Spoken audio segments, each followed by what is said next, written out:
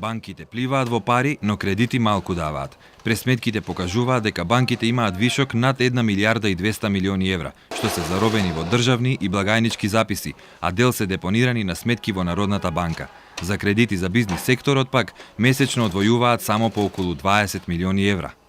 Каква е кредитната политика на банките во последно време, можеби најдобро ја долови Народната банка, која го опиша кредитирањето како анемично. Во време на криза и неликвидност во економијата, кога компаниите и граѓаните имаат најголема потреба од финансиска поддршка, банкарите ја применуваат добро познатата конзервативна кредитна стратегија. Наместо во кредити, најголем дел од парите да ги инвестираат во безризични хартии од вредност. Меѓутоа, тие имаат своја страна на приказната. Причините несомнено се должат на сепак и на кризата и на воздржаноста од банките да толку слободно и либерално кредитираат, што претпоставувам дел се должи и на зголемените нефункционални кредити. Значи кредитните политики стануваат поконзервативни. Ненаплатливите кредити кои банкарите ги наведуваат како една од главните причини за бавното кредитирање изнесуваат околу 11% од вкупните пласмани. Ризикот дека банките нема да успеат да ги наплатат дадените кредити се уште не им дозволува на банкарите ниту позначително да ги намалат каматите, иако сигналите од Народната банка се во тој правец. Високите нефункционални кредити, намалената економска активност и кризата за банките го зголемува кредитниот ризик. Кредитниот ризик што значи? Тоа е пак некоја маргина која треба да се додаде на некоја основна цена на парите. Соодветно на тоа, полека таа се намалува каматната стапка. Меѓутоа, нагло да очекуваме во вакви услови на се уште економска рецесија дека банките одеднаш ќе направат голем бум и во кредитирање и при тоа истовремено ќе ги намалат каматните стапки многу посериозно, не се согласувам дека е нити момент, нити е па толку масовно возможно. Овој став е заеднички именител на речиси сите изјави на банкарите. Тие сепак потврдуваат дека за добрите и профитабилни проекти секогаш ќе има кредити. Добре компанije uvijek mogu računati na našu podršku. U posljednje vrijeme se više se traže krediti za obrtna sredstva nego za investicije, s obzirom da u posljednjem periodu su kompanije postale dosta oprezne što se tiče novih investicija i novih ulaganja, s obzirom na smanjenje ekonomije. Статистиката покажува дека кредитирањето лани пораснало за 5,4% на годишно ниво, што е всушност најлош резултат во последните неколку години. Евидентно е дека во годините кога кредитниот раст надминуваше и 30%, како на пример во 2007 и 2008 година, економијата оствари импресивни резултати. Годинава се проценува дека кредитите ќе се зголемат за 7% споредено со лани. Дека ризикот создава капитал е можеби едно од најстарите економски правила врз чии принципи се развивале најмокните економии во светот. Во тој контекст, кредитот може да биде главен двигател на економскиот раст. Меѓутоа, македонските компании должат во банките само 2 милиарди евра, што ги прави најмалку задолжени во цела Европа. Резултатот од оваа дисциплинирана кредитна политика е поразителен. Малку инвестиции, слаб извоз и армија невработени луѓе. Задолженоста на германските компании, на пример, е речиси 3 пати поголема од вредноста на бруто домашниот производ на земјата, што значи дека германскиот бизнис им должи на банките над 7.000 милиарди евра. Но тие, иако теоретски презадолжени, ја создадоа најмокната економија во Европа и трета поред во светот, веднаш зад САД и Јапонија. Просечната плата во Германија надминува 3.000 евра, а невработени се само 7% од луѓето.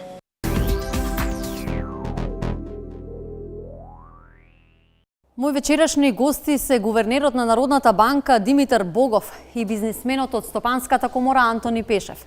Добре дојдовте во Бизнис 365. Гувернере, на што се должи анемичната кредитна активност? Народната банка ја намали основната камата со цел да ги мотивира банките, слободните пари, да не ги вложуваат во записи, туку да ги вложат во кредити за стопанството. Зошто и натаму повеќе пари се заробени во записи? Народната банка во последните 2 години направи низа мерки, низа потези со кои што ги релаксира условите за кредитирање. Ја намали основната каматна стапка, направивме измена во инструментариумот на монетарната политика, се тоа беше во насока на подобрување на условите и зголемување на ликвидноста на банките.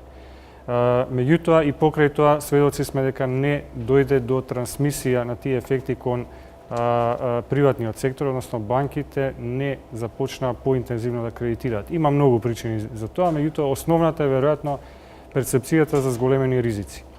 И во анкетата на кредитната активност, која што ние спроведуваме кај банките, тоа е главниот услов, односно главната причина за воздржаноста на банките. Тие имаат перцепција за зголемени ризици.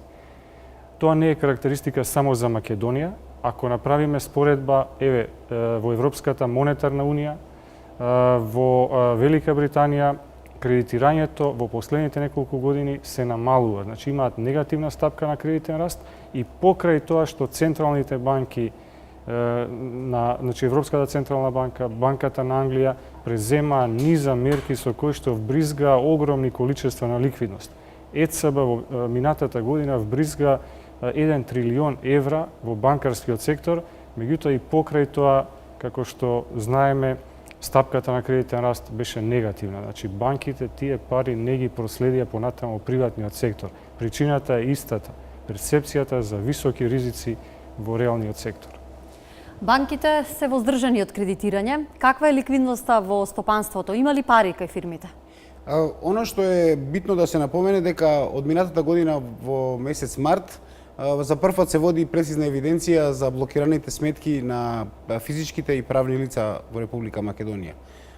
Мониторирањето на тој концепт е битно заради тоа што мораме да видиме каде се наоѓаат вистинските празнини во ликвидноста во државата. И она што е интересно за нас е дека во изминатиот период имавме можност само да ги споредиме податоците од март месец до јануари месец оваа година, е дека и покрај зголемениот број на блокирани сметки во Република Македонија, само во последниот месец, значи ако го споредиме месец декември со месец јануари оваа година, имаме пад на бројот на блокирани сметки во приватниот сектор, што е добар показател и добар тренд. Меѓутоа имаме исклучително висок ниво на задолженоста кај физичките лица, што укажува на еден многу неповолен тренд во делот на капацитетот и куповната моќ на нашата држава. Тоа е лош индикатор за економијата и показател дека економијата не може да се надева на зголемување на своето производство во рамките на македонскиот пазар генерално. И мислам дека тоа е важно да се забележи. Народната банка релаксираше монетарната политика, но денарот останува наша стабилна валута и граѓаните може да бидат спокојни. Секако, мене ме радува што конечно има консензус во Македонија помеѓу бизнис заедницата и креаторите на макроекономските политики. На истиот став сме како и претседателот на Сојузот на стопански комори дека стабилниот курс на денарот е придобивка за Македонија и треба да се грижиме за неа. Во изминатите 2 години, значи имавме условите беа такви што ни дозволија монетарната политика да ја релаксираме, меѓутоа без при тоа да ја загрозиме стабилноста на курсот на денарот. Условите се такви, движењата се такви, трендовите се поволни, имаме високи девизни резерви, имаме многу низок дефицит во тековната сметка на платниот биланс, инфлацијата е стабилна, значи сите индикатори ја поддржуваат поставеноста на монетарната политика, а без при тоа да се загрози стабилноста на основното сидро на нашата монетарна политика, курсот на денарот во однос на еврото. Имаме ценовна стабилност, но како да се натераат банките вишокот ликвидност, овие над 1 и 200 милиони евра да се ослободат? Постојат ли механизми да ги натера Народната банка да ги пушти парите во оптек? Народната банка ги има механизмите на монетарната политика, монетарниот инструментариум, ние активно ги користиме, особено во изминатите 12 месеци, меѓутоа повеќе од тоа навистина не може. Не може со сила да се натераат банките, сепак ние оставаме на банките тие да проценат. Значи ние им укажуваме дека на ниво на макроекономско ниво дека ризиците не се толку големи, дека има простор за поинтензивно кредитирање, меѓутоа секако банките се оние кои што имаат директен контакт со бизнисот на микрониво и тие ги согледуваат ризиците. Нивниот став во моментот е дека ризиците се зголемени. Верувам дека тоа произлегува од нивото на лошите кредити, кои што во октомври достигна близу 11%, меѓутоа после тоа има одредено намалување.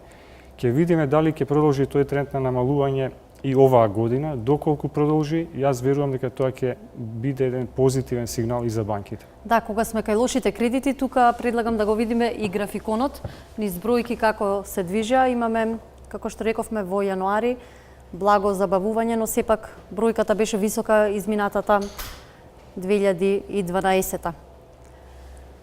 Господине Пешев, банките водат конзервативна политика. Главниот аргумент за недавањето кредити им е тоа што постојано го потенцираат дека компаниите не нудат доволно издржани проекти, бараат пари само за да преживеат, а не и да влезат во нови инвестиции. Како се доаѓа до капитал? До капитал се доаѓа исклучително тешко. Значи, банките се навистина многу конзервативни, веќе ни колатералот како покритие за позајмените средства не е доволна гаранција за позајмувањето на средствата. Значи, во овој момент морам да кажам дека е нужно брзо и ефикасно интервенирање во делот на мерките што треба владата да ги земе, со обзир на тоа дека цениме дека Народната банка веројатно ќе продолжи со трендот на намалување на притисокот на банките, но ценам дека би било нужно да дел од средствата од буџетот бидат пренаменети, особено преку банката за поддршка на развој, заради тоа што цениме дека таа е подфинансирана и не е во состојба да ги исполни своите обврски, со обзир на тоа дека нашата компаративна анализа покажа дека банката во споредба со банките во соседните држави кои имаат навистина голем успех е подкапитализирана, значи таа е скоро 10 пати помала во однос на сличната институција која беше во Хрватска, а не сакам да говорам за Турција која веќе има многу. Она што е битно да се запомене дека ситуацијата во економијата е таква да веќе државата не може да биде само пасивен наблюдувач на тоа што се случува во економијата, заради тоа што сите влади земаат активен однос према сопствената економија. Значи, она познато 3E, едукација, економија и извоз или експорт, кај нас е подеднакво важно да се забележи и очекуваме дека владата ќе продолжи со ист интензитет да ги поддржува во оној дел финансирањето на проектите кои се извозно ориентирани, што е наша перманентна заложба, особено во изминатиот период, зашто интензивно сигнализираме кај сите субјекти во државата. Македонската банка за поддршка на развојот е еден од единствените механизми кои во изминативе години се разликува во својата основа од сите извори на финансирање во Македонија. Ние перманентно говориме за тоа дека во Македонија недостасуваат класичните извори на финансирање, како што се инвестицијските фондови, фондовите за развој, фондовите за поддршка на извозот и дури директни владини субвенции во делот на секторите каде што очекуваме голем или значаен напредок во растот на економијата.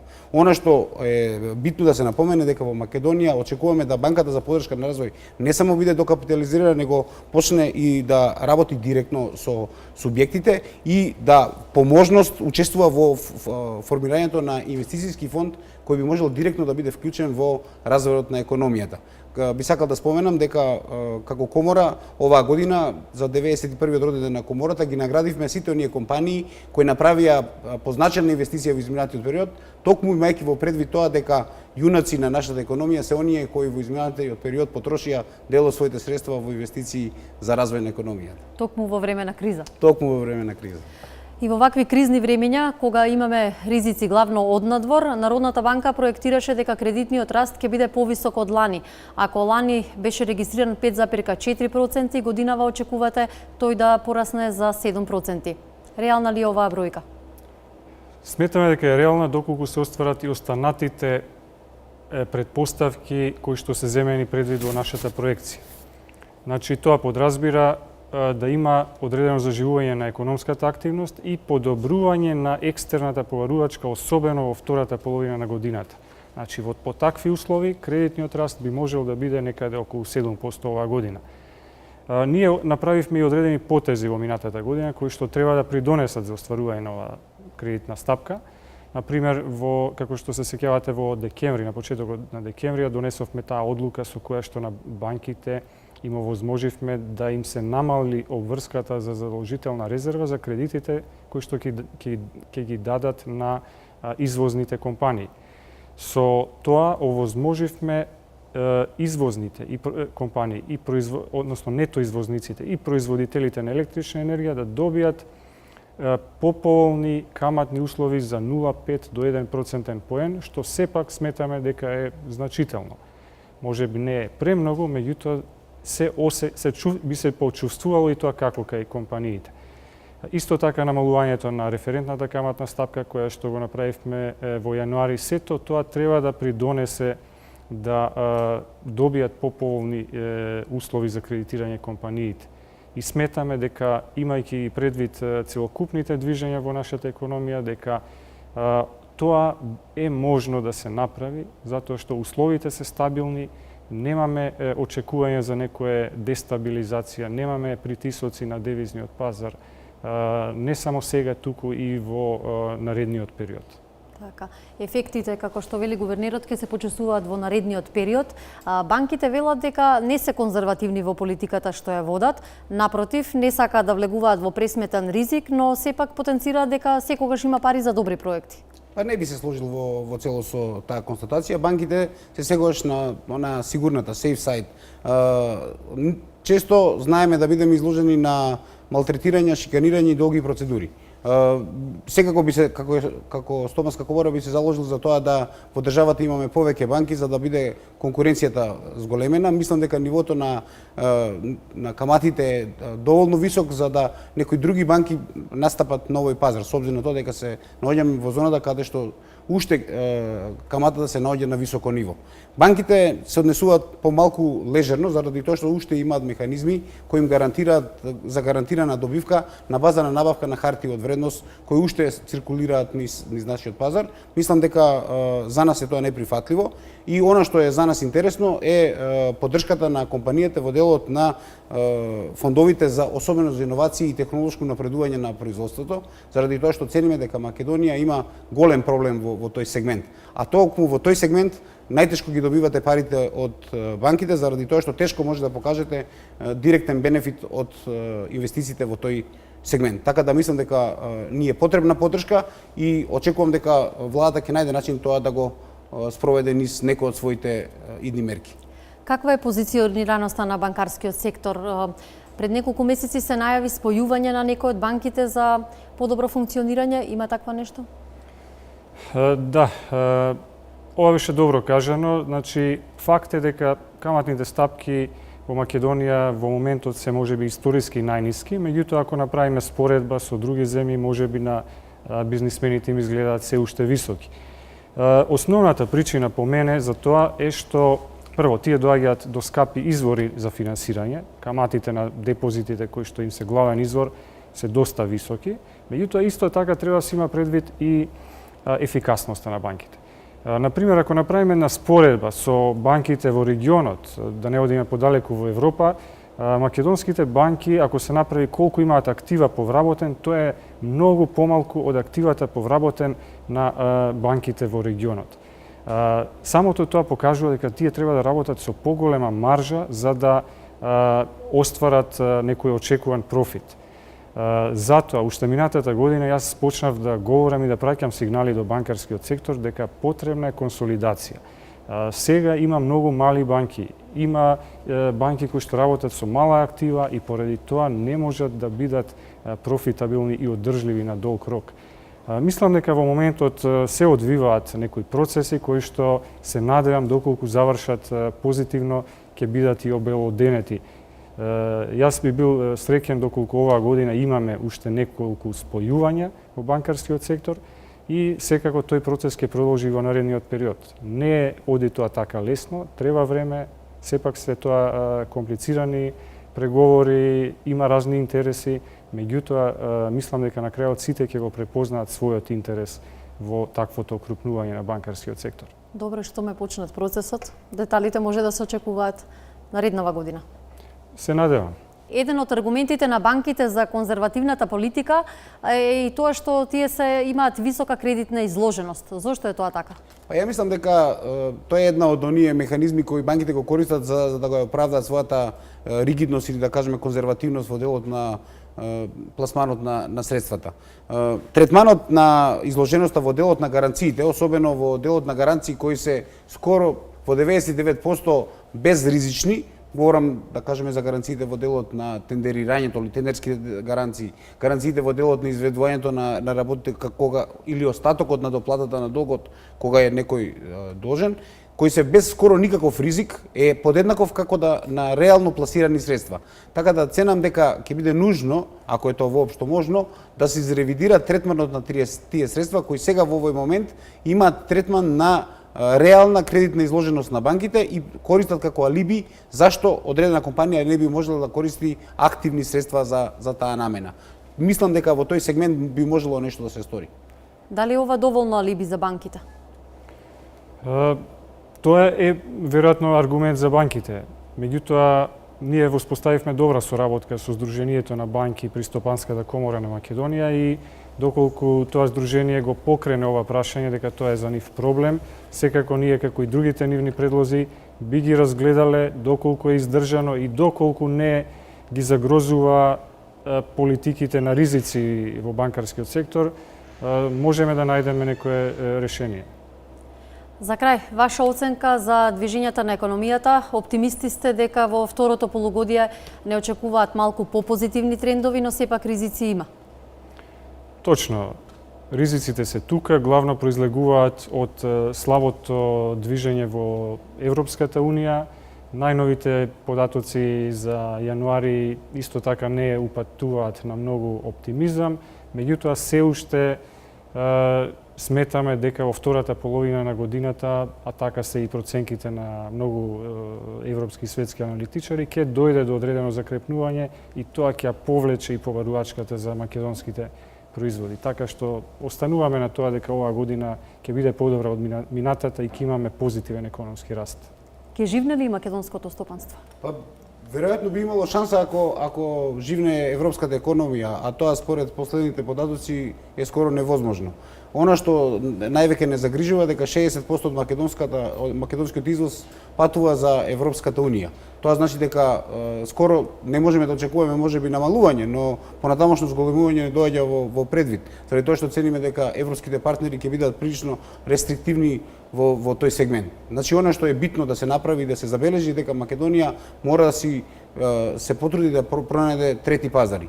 Меѓу другото, и стопанството, а верувам дека и субјектите во државата треба да ги вложат сите своји напори да на македонското стопанство му дадат фер пристап на нови пазари каде што ќе може да се пласира производството кое заради законите кои ги усвоивме во изминатиот период, а се според европските стандарди, има високо ниво на квалитет и токму заради тоа ценам дека би било корисно да се проба да се излезе на новите пазари. Меѓу другото, Стопанската комора целата оваа година ќе ја посвети токму на проблемот на пронаоѓање на алтернативни пазари, заради тоа што оценивме дека нашите успешни компании тоа од нас го бараат. И мислам дека тоа ќе биде една добра стратегија и пример како би требало да се помогне на компаниите. Ви благодарам што бевте гости на јавниот сервис. Почитувани, тука завршува вечерашната Бизнис 365. Ви благодарам што не гледавте. Пријатно!